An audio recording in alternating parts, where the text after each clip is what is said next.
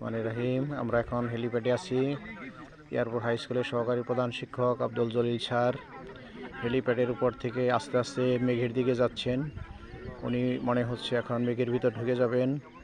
নিচে নামছেন আস্তে আস্তে। সাদা মেঘ যেখানে পাহাড়ের পাদদেশে, উপরে দূরে সূর্যোদয়ের দৃশ্য, সেই সাথে কালো গ্রামের মতো দেখা যাচ্ছে গাছপালা। ওটা আসলে পাহাড়, আর নিচে মাঝখানে সাদা নদী, পানি, কিন্তু আসলে এটা নদী বা পানি নয়, এটা হচ্ছে পাহাড়ের দুই পাহাড়ের মাঝখানে ফাঁকা অংশ যেখানে সাদা মেঘ ভরে আছে।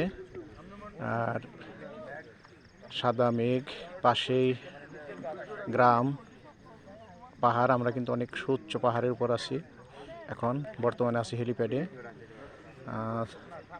স্যারে মনে হচ্ছে মেঘের ভিতর ঢুকে গেছেন।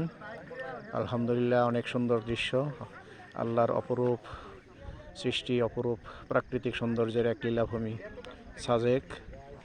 আলহামদুলিল্লাহ, ধন্যবাদ সবাইকে।